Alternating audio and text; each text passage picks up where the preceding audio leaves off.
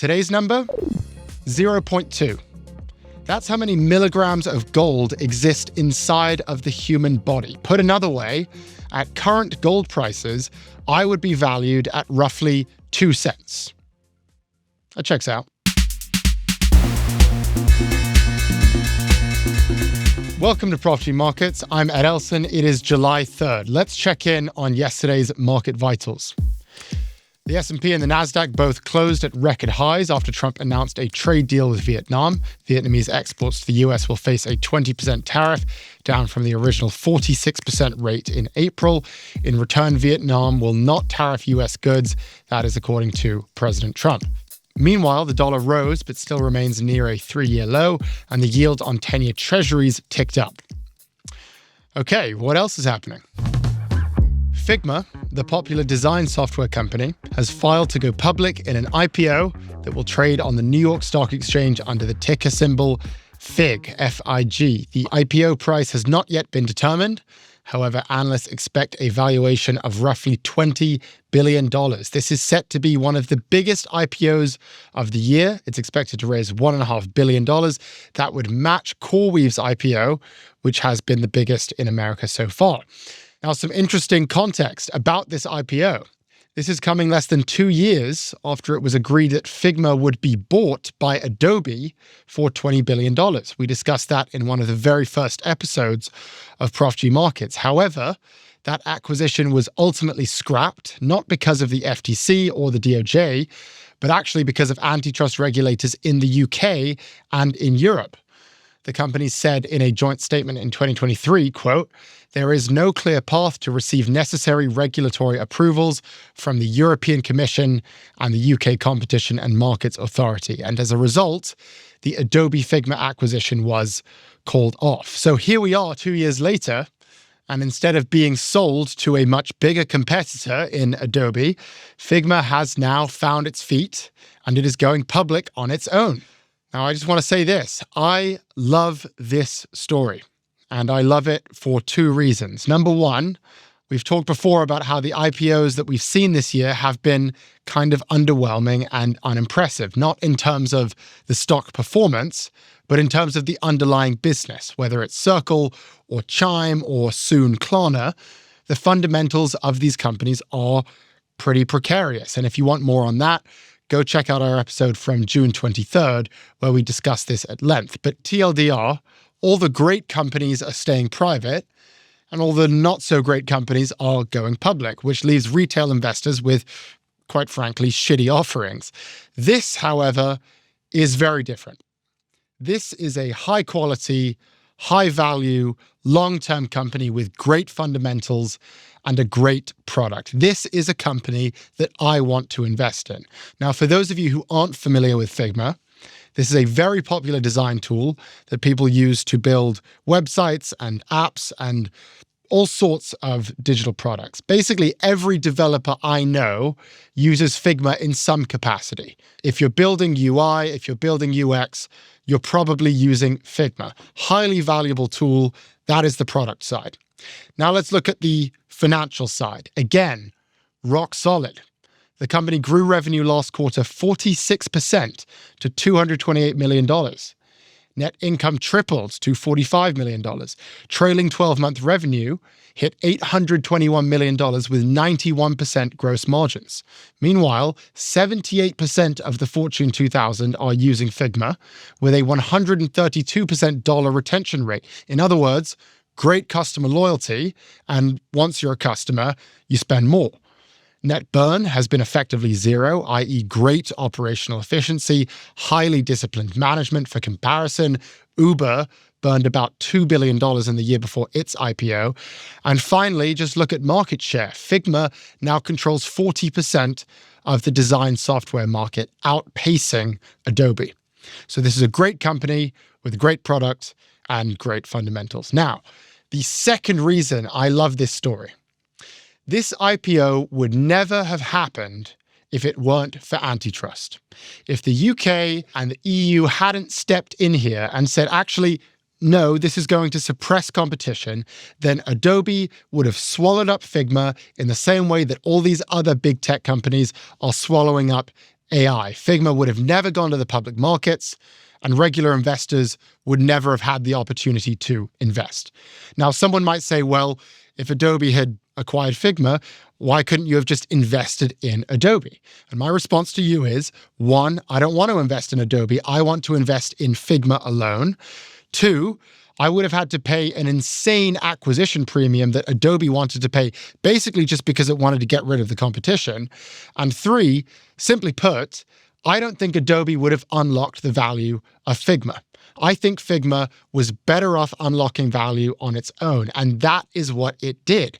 After the acquisition was called off, Figma decided to increase R&D with nearly 5 times more investment. And what did they decide to invest in before it was cool? AI. AI is now a part of everything the company does, and it's a big part of why they've been able to grow revenues at a near 50% clip. In sum, they have crushed it. So do we really think that Figma would have been better off as a corporate subsidiary of Adobe? Would they have taken these risks? Would they have been as aggressive, as innovative, as bold? I know where I stand on this. So I think this is a big win for Figma. I think it's a win for the founder, Dylan Field. I think it's a win for antitrust. But most importantly, I think it is a win for retail investors because finally, retail investors are being offered direct and early exposure to a genuinely great company. And if those valuation projections are correct, then the good news is also this IPO is not overpriced. So this is a great opportunity. I'm very optimistic about it. And this to me is exactly what an American IPO should look like. So congrats to Figma. We'll be right back. And if you're enjoying the show so far, be sure to like and subscribe to the Prof G Pod YouTube channel at the link below. Support for the show comes from Grüns. If you've ever gone down the rabbit hole of trying different nutrition solutions, you've likely had the thought, surely there's a way to improve my skin, gut health, immunity, and brain fog without offending my taste buds. Well, there is. It's called Grüns. Grüns are a convenient, comprehensive formula packed into 8 delicious gummies a day. It's not a multivitamin, a greens gummy, or a prebiotic. It's all of those things and then some at a fraction of the price. In a Grüns daily snack pack, you get more than 20 vitamins and minerals, plus more than 60 whole food ingredients, all of which help you out in different ways. For example, Grüns has 6 times the gut health ingredients compared to the leading green powders like biotin and niacinamide, which help with thicker hair, nails, and skin health. They also contain mushrooms, which can help with brain function, and of course, you're probably familiar with vitamin C and how great it is for your immune system. On top of all that, Grüns are vegan and free of nuts, dairy, and gluten. Get up to 45% off when you go to Grüns.co and use code PROFG. That's GRUNS.co, using code PROFG for 45% off. We're back with Prof G Markets. Paramount has agreed to pay $16 million to settle a lawsuit with President Trump. Trump had filed the lawsuit over a 60 Minutes interview with Kamala Harris, which he claimed was deceptively edited to favor the former vice president. Trump originally sought $10 billion in damages. He later upped his claim to $20 billion, and he also asked Paramount to issue an apology. Paramount did not issue an apology. They also denied any wrongdoing. However, they are now settling at $16 million, which they will pay to cover Trump's legal fees and also to contribute to Trump's future presidential library. So a lot going on here. I mean, first, you've got Trump, again, antagonizing companies with lawsuits. We can argue whether or not the lawsuit is warranted, but the legal experts agree Paramount's defense here would have been pretty much bulletproof. I mean, tightening and editing footage, that is completely standard, and there is no evidence that they did anything to change the meaning of the interview or that there was any malice behind it. So it's, to put it nicely, a very flimsy complaint from Trump. We also have another instance of a media company caving to Trump. This is the same thing that happened last year with ABC, who also settled to pay Trump $15 million in a defamation lawsuit.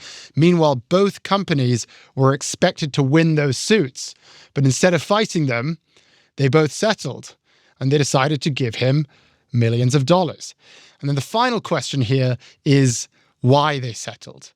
And the obvious answer would be, well, Maybe they just didn't want to fight with the president, and I'm sure that's true.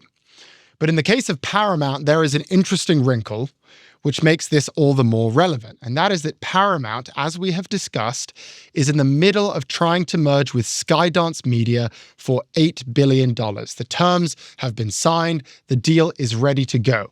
The only thing that is standing in the way of this deal right now is approval from the government, specifically from the FCC. So you can probably see where I'm headed here. This is starting to look eerily similar to a company bribing the president to approve an M&A transaction, a transaction that, by the way, would give the owner $500 million. Now, I'm not saying that's what it is. I'm just saying that is definitely what it looks like. Now, Paramount would argue otherwise. According to the company, this settlement with Trump is, quote, completely separate from and unrelated to the Skydance transaction and the FCC approval process. So we know where Paramount's PR department stands on this. But let's see what others have to say. Bill Cohan has been covering the Paramount drama very closely. He is a New York Times bestselling author and founding partner of Puck. Our producer Claire spoke with him earlier. So this settlement is reprehensible in every way. There's nothing commendable about it. There's nothing logical about it. There's nothing right about it. There's nothing fair about it. It should never have happened. There should never have been a lawsuit to begin with. I don't see where Trump has standing even to bring this lawsuit because obviously the segment in question on 60 Minutes was about Kamala Harris, not about Donald Trump. So I'm not sure how he was disadvantaged in any way. I don't know how he was damaged in any way. I don't know what the damages would be that might have allowed him to even think to ask for $20 billion, let alone settle for 16. So to me, this has extortion written all over it. It's embarrassing for Sherry Redstone and Paramount Global to settle this. I know the CEO of Paramount Global said, companies settle lawsuits all the time. Yes, that's true when there's standing, when there is some legitimacy to the lawsuit. This lawsuit never had any legitimacy. It was all about extortion. It was all about being tied to the pending approval of the Paramount Global recapitalization, under which Sherry Redstone would sell her controlling interest in Paramount Global.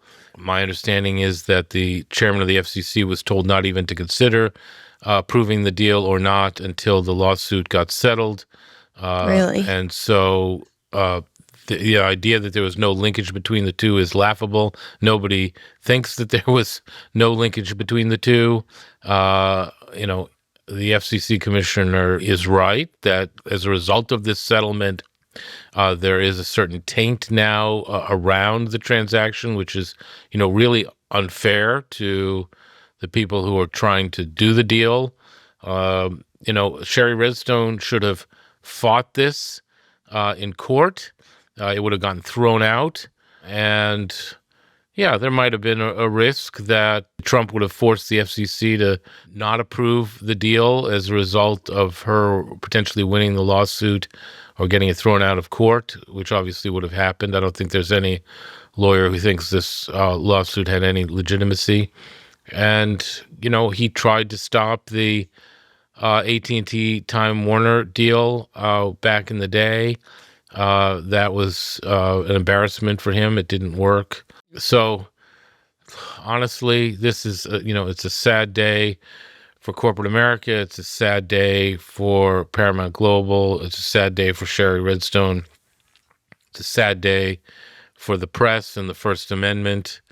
And, once again, this is a consequence of, a shameless president of the United States. I mean, and shamelessness is his superpower, who is willing to use the power of his office and the levers that he has across the federal government to benefit himself, which is an outrage, and to get in the middle of evaluating the merits of a transaction that should have nothing to do with the Oval Office and everything to do with the merits of whether the deal, makes sense to transfer the broadcast license.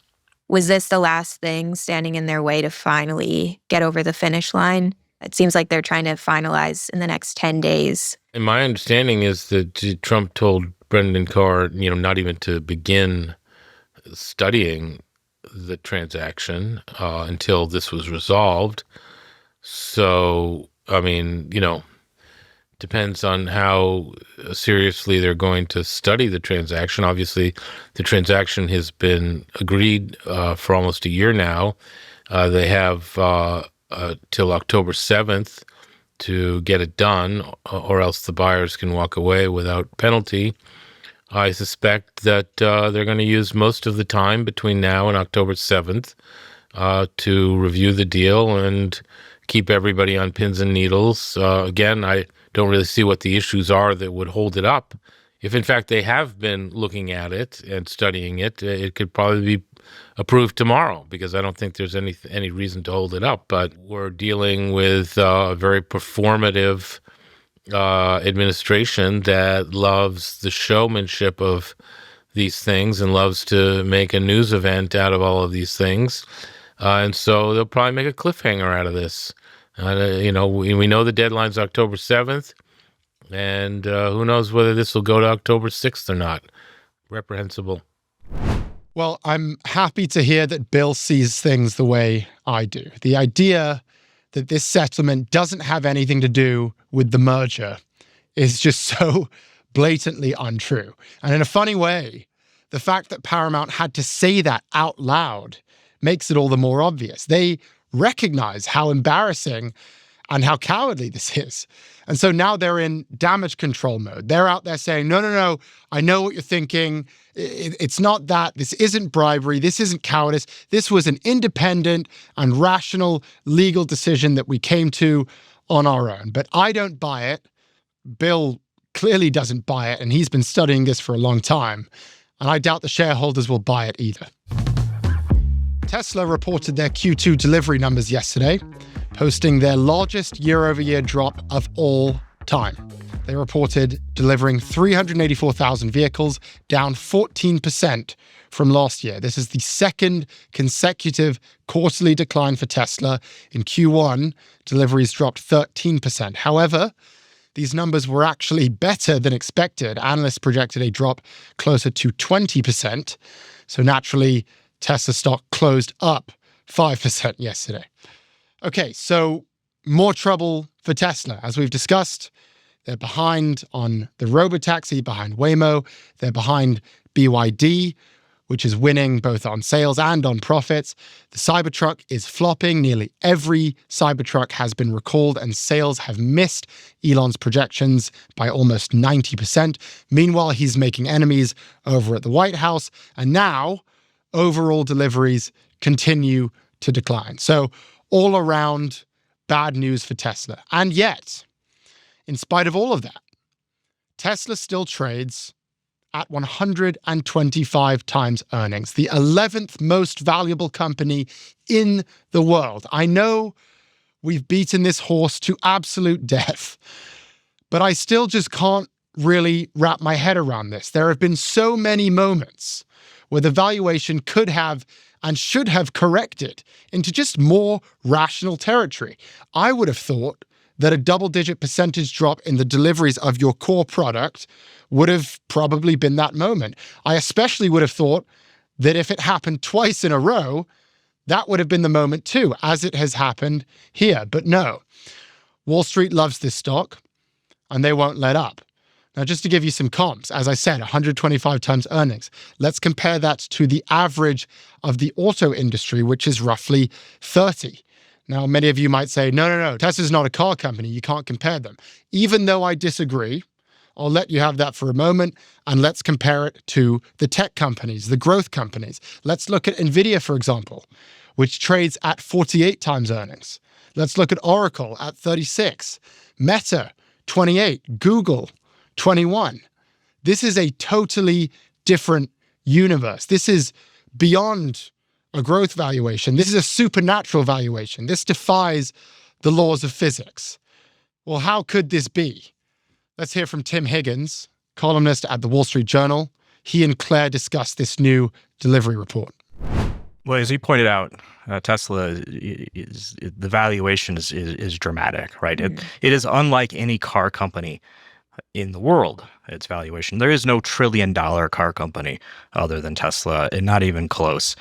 And so if it was looked at as a traditional car company, if you will, you would expect it to be valued much less, right? But investors who are buying into this are seeing it much more than that. Really kind of a vehicle into the future. And that gets back, and this isn't a new thing. This goes back many years. It really kind of at the point you really started to see that separation when investors were gaining confidence in Elon Musk's ability to execute. That's the real game changer for Tesla and its valuation. It's always a company that had huge valuation that people in the auto industry would scratch their head at and say, I don't understand this. But really things started to get really dramatic when Musk started to show that he could not only build the Model 3, do it profitably, but also expand into China and see that kind of growth. And then, so when he's talking about at one point 20 million annual deliveries for Tesla vehicles, that really enthused the market, enthused investors, because he had this kind of credibility at that point. He's kind of given up on that projection. Now he's pivoted the company into robots. And some people are frustrated with that idea. And some people are having a hard time believing it. But there are still those who believe in this ability of Musk to execute on the impossible and are buying their ticket for that ride. And these are not necessarily always traditional investors. These are small retail investors who are almost like picking a team, if you will. The fact that it has become so big, the fact that it's part of the S&P 500, it means that a lot of funds out there have to have a percentage of it in their indexes. And so it's just kind of a self-perpetuating kind of virtuous cycle here that keeps the company going. But the thing is that it's a growth story. And it's unclear how much patience broader investors are going to have for Tesla if there's not growth. So I think my takeaways are we have to see growth from Tesla. We can't continue to see these declines, or else the story with the stock will change. And also, Elon has to stay in the driver's seat. Would you say those are the two big things? Those are the things that it appears to be at the market right now. Mm-hmm. The question is, what is growth? And this is what we don't know yet. Traditionally, growth is in its sales. Can Tesla convince the world that growth of the robot taxi service is enough? That's kind of the dilemma that we kind of see right now. In the history of Tesla, Musk has been able to convince investors in the market that the potential of growth, the potential of the future is so great and so grand that investors should overlook the mess of the now. And it seems like we're in one of those moments again. Musk is out there trying to do that, convince the world that the robot future will be so great that to kind of ignore the issue of the now with the business of selling sheet metal to customers on the day-to-day. Well, I think Tim is definitely right about how Wall Street views this company. Wall Street seems to believe that, deliveries are down, but it doesn't matter that much because, this isn't a car company. This is an autonomous vehicle company. This is an AI company. This is a robot company. And so I'll end this episode with the same plea that I have made to Tesla investors and to Wall Street in the past. And that is, show me the revenue. Show me the revenue on the robotaxi. Show me the revenue on the humanoid robots. As soon as you've done that, we can talk. And by the way, to your credit, yes, robotaxi revenue is now coming in. But last I checked, rides are selling for $4.20 a pop, and the only riders are influencers who are being invited in to talk about it and to create live streams about it. So if that's the revenue we're talking about here, okay, so be it. We can have that conversation. But until then, I want to be clear about where I stand on this. This is a car company, plain and simple. And it's a car company whose deliveries just fell by 14%. Okay, before we sign off, we want to check in on the state of the tax bill. And for that, Claire jumped on the phone with Scott earlier today. Hey, Scott. Hey, Claire, how are you? I'm good. How are you? Where are you right now? Well, first off, I'm good, although I'm both proud and a little pissed off at the success of this program without the involvement of me. I like how last night you said, "Oh, you're good. Don't worry, we don't need you." So I'm a little bit like Sofia Coppola at the Oscars in the 90s when I've been told I can stay home, that I don't need to go to the Oscars. Anyways, but I'm good. I'm in Ibiza, which in times like this, I'm self-conscious saying that, given how many people are struggling and what's going on with our government. But yeah, I'm off the coast of Spain with my family. Well, good. I'm glad you're enjoying your time with your family. That's the only reason we're letting you off the hook here past couple days. Let's get your take on the tax bill because it's been moving through Congress. It's currently back with the House. As it stands, we're recording around 3:45 Eastern time on Wednesday. Seems like the House has enough votes to block the bill. That could change. What's your take on the Senate's version of this bill and how its future is looking?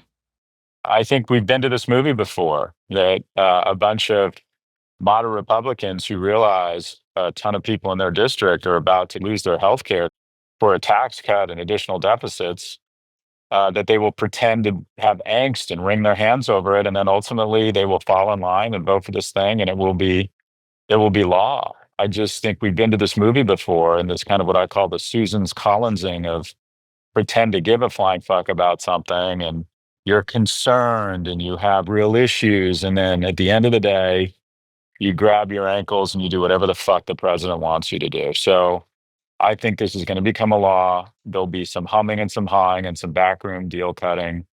But at the end of the day, I believe that the Republicans will fall in line and this will become law. So what do you think of the bill more generally? Well, you're still exceptionally young, Claire, and the good news when you get older is you become more thoughtful.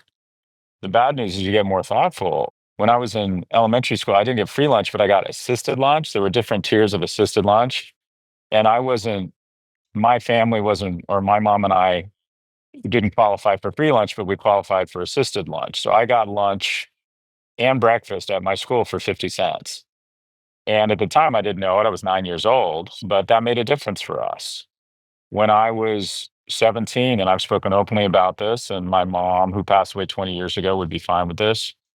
My mom accessed family planning. She became pregnant at 47 when I was a senior in high school. And had we not had access to safe, affordable family planning, I would have done the right thing. I would have dropped out of school and helped take care of my mom in an unwanted pregnancy. So that's why I got to go to college. When I got to college, the only way I got through my freshman year and subsequent years is with Pell Grants. And now they're talking about a substantial reduction. So I feel as if a lot of the wonderful things that gave me the incredible blessings I have are directly under attack. And I think it's disappointing that more people my generation aren't being louder and putting up more resistance to what will, just no doubt about it, be the largest transfer of wealth from young to old, from poor to rich, and from the future to the past. So I find this really distressing. The silver lining here is I think this is going to be so brutal on so many people that I just got to think it's really going to come back to haunt the administration at the midterms. But this is very distressing for anyone who is at all thoughtful and reflecting honestly on the prosperity they enjoyed in my generation. All of those things that got us here, those ladders are being pulled up behind us. It's quite frankly, it's just very upsetting. Well, thank you, Scott. Appreciate your thoughts and appreciate you joining us on your time off. Thanks, Claire. I wish you guys the best. I wish you a lot of success, but not too much success. Of course not. So just enough success, but not too much. So if you could kind of I wish you success-ish. We'll dial it back a little. Ish, Claire. Take care. All right, Scott. Thank you. Bye now. Thank you for listening to Prof G Markets from the Vox Media Podcast Network. If you liked what you heard, subscribe to our YouTube channel and tune in tomorrow for more.